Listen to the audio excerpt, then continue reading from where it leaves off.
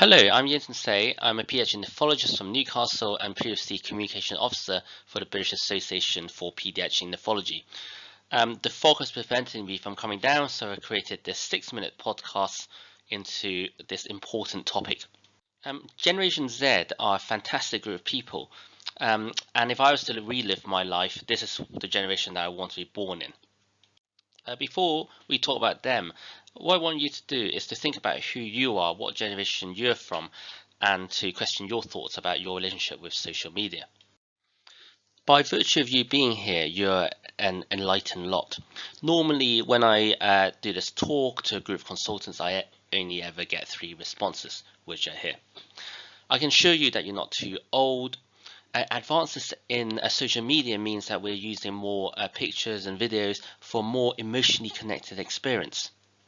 Time's rarely a factor now, as Generation Z do not watch 3 hours of TV like we used to anymore. And some of you may want to let the world into your bedrooms, but it's not essential.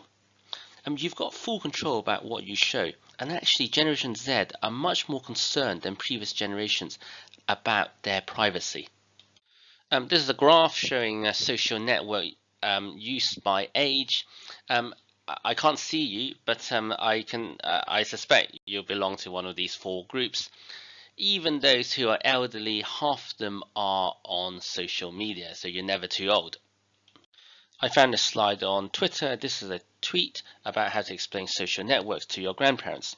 For those who are nearer Generation Z, you'll note that this is a vintage slide, as Snapchat isn't actually on there.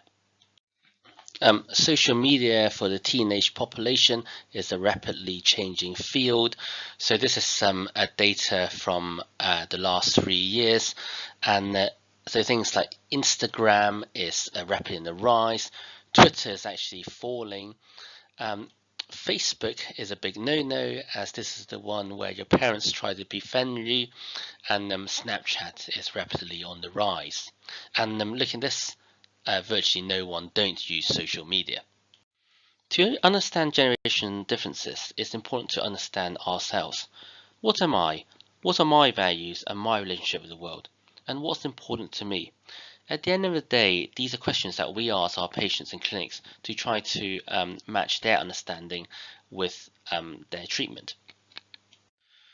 So you can only fit into one of these 5 categories. Are you a traditionalist, baby boomer, X, Y, or Z? According to my wife, age is only a number, but this is what social anthropologists think. Many of the work done on generation differences have been done by businesses who either want to sell you things or to make their workers more productive. You can probably identify many of your colleagues in these tables, so you can understand why they're so stubborn, authoritarian, or resistant to change.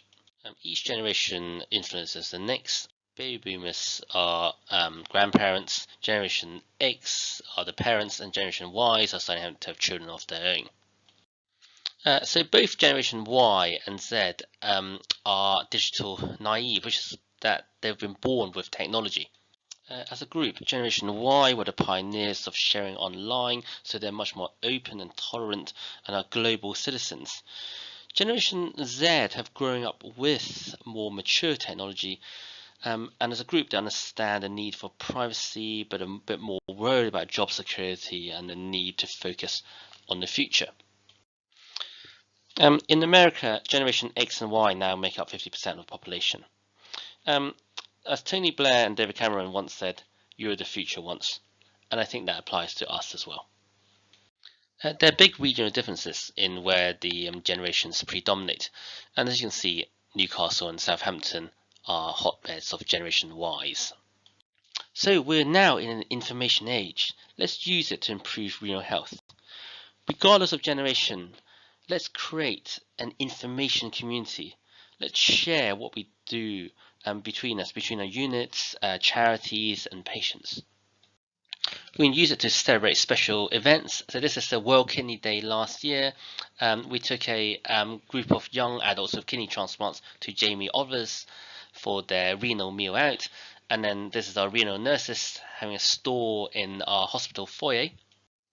But we didn't limit it to Newcastle. So these are photos that's actually on our website. These are tweets from every paediatric unit in the country on World Kidney Day doing their bit, going on TV, and it's all there recorded for posterity. Our BAPN Twitter account is popular, but it's not that popular. We can never reach the likes of Katy Perry, who every time she posts a message has 100 million people getting on their phones. So how do we broaden our reach? Well, we need our information community to help. Last year, the BAPN helped create the first UK national guideline on acute kidney injury in children. When I first tweeted it, it was seen by 500 people, but I thought I'll ask a friend. So we tagged our renal colleagues into it, BKPA, renal registry, etc. And because of that, it was seen by 3,000 people. It's amazing what great stuff are shared on social media. For those who are stuck at work, enjoying our team at the British Transplant Games, we can learn about conferences, patient support days, patient support groups, research studies that our patients can be enrolled into. For our junior doctors, there's even this free online course in learning about the theories of kidney transplantation from Leiden University, which makes their learning much more easier in this very complex field. How can patients help each other? Well, imagine you're an 18-year-old recently diagnosed with nephrotic syndrome. I would actually direct them to read this blog of a fellow 20-year-old with the same condition. Very inspirational and very, very real. I think patients should have the last word on what they feel about social media. Numerous studies have shown the value of sharing difficult experiences. It makes patients feel better emotionally, and it gives them empowerment. When you ask patients, privacy isn't an issue because they control what goes on, and it's usually massively outweighed by the support that they get, which are usually not available offline, especially in rare diseases. I just wish to part on a positive note. Young people, Generation Z, they are the happiest and are most satisfied in their lives than any other part of the population apart from the elderly, and we should be very grateful for their resilience. So don't worry about our patients, they're going to look after themselves and us. Thank you for listening.